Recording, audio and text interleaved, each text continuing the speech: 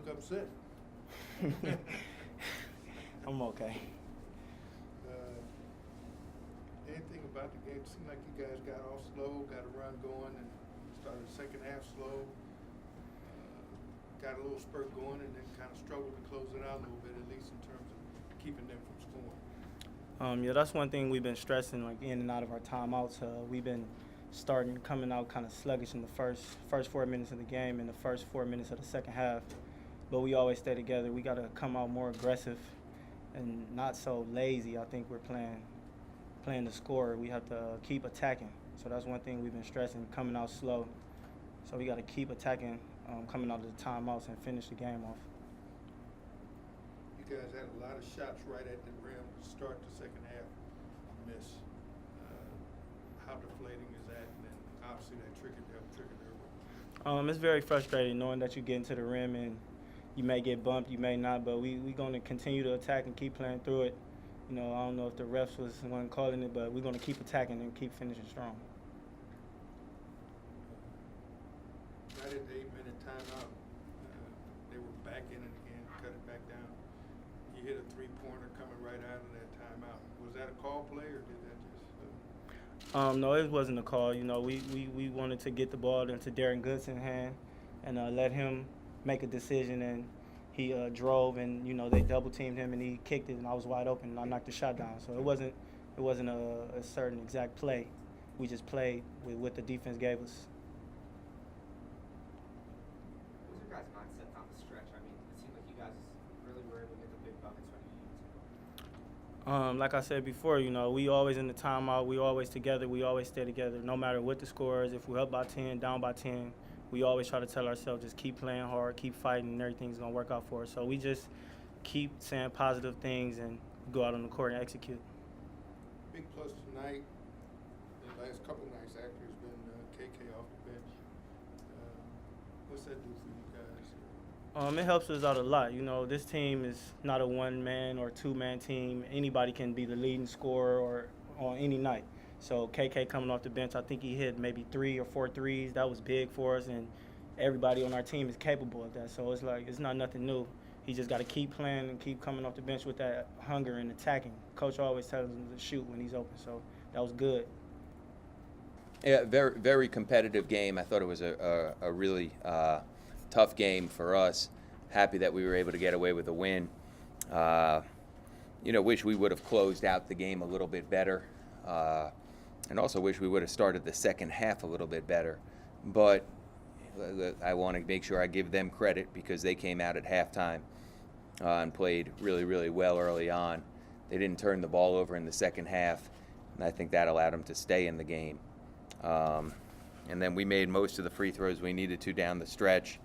Certainly didn't make them all, but we made most of them, and we were able to get ourselves to 7-1 at Thanksgiving, which was what our goal was coming into tonight.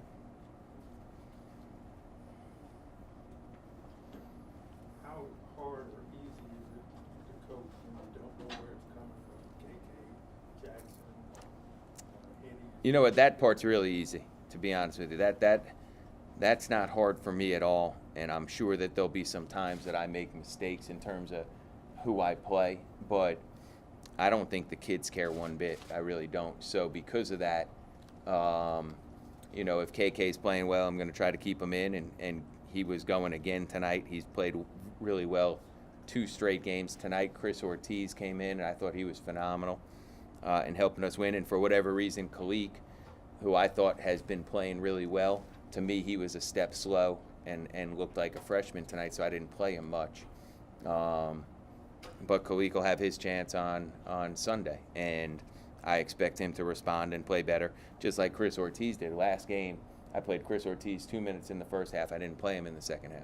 Tonight, I don't think we win without him. So, that's part of our team. That's part of our team's makeup, and that's not hard for me to do at all. I actually like that part of it, that they're really unselfish. Coach, can you talk about Cameron Beal's production tonight? He was great. I mean, he was great, and he's a good player. I'm assuming this was a career high. Free throw attempts too. Yes. Yeah, that's what I thought. And He's a very good player, and he played very well. I thought we helped him get going, if that makes sense. We didn't match up to him a couple times, but you still got to make the shot. Sometimes you don't match up to guys and they miss shots too. And he was 14 for 15 from the free throw line. He's a good player. He played well. We've got to make sure we guard that position on the floor better. That's one of my issues.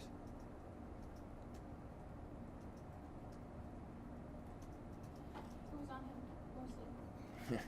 It was Darren, but again, he got off in transition a little bit, and I don't want. I was more upset with how Darren played offensively. I thought he didn't play. That's what I was gonna ask. Yeah, I thought he didn't play as well offensively, and maybe it frustrated him. And I don't think he guarded as well as he's guarded in other games. But yeah, but at the same time, we can't win games without Darren because he's so important to what we do on the offensive end of the floor. And in the second half, he didn't turn it over much. I think he had 3 turnovers in the first half, if I'm not mistaken. And that's where, to me, I'm sorry, I'm wrong.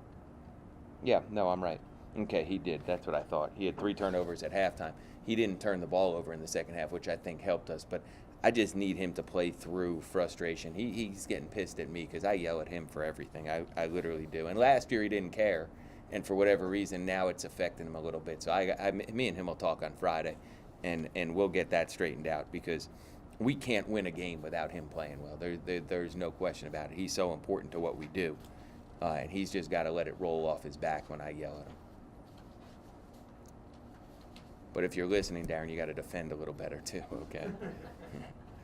All right. He didn't score for the field, but he got a little bit from Melvin. Yeah.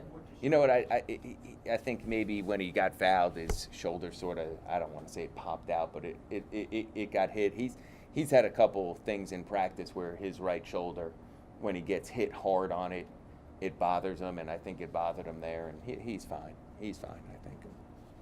But I thought Melvin played okay, and again, late he was in, and I put him in to guard Beelan, and he just didn't close out the way he was supposed to, and he drew a foul, and then you're trying to get guys that'll shoot free throws and different things in, so I took him out, but I thought Melvin was fine. He helped us. Second consecutive game where you've got an opponent that's got a big high scorer like that, but there doesn't seem to be, regardless of whether the guy guarding you're struggling or if the night where the guy is just that good going to the hole, there's not a sense of panic. There's a sense of the balance that you guys have just overcomes that. Yeah, and I think that's the makeup of our roster. Mark's been good, and he continued to be good. He saved a couple balls that I thought really helped us on the last 3 that Chris Brewer, and we'll watch film, Chris should have drove the ball late shot clock, the possession before he drove it and got fouled. That time he shot a 3, but Mark kept the ball alive and knocked it off of them. Otherwise, they have a chance to tie the game. So Mark played great, and then, Darren has double figures, and that's sort of what he does, and KB makes all his free throws basically down the stretch, which helps us win and makes, shot when the game's on the line, we sort of run things down and give him a chance to make a play, which is what good point guards are supposed to do. And I thought Derek played well. I thought Derek did a really good job on Kendrick Perry too, even though he ended up with 15 and 5. He's explosive, Kendrick Perry. He could score 30. I thought we did a good job on him, and then KK was great off the bench again. So, we have some balance. I think that's part of the makeup of our team.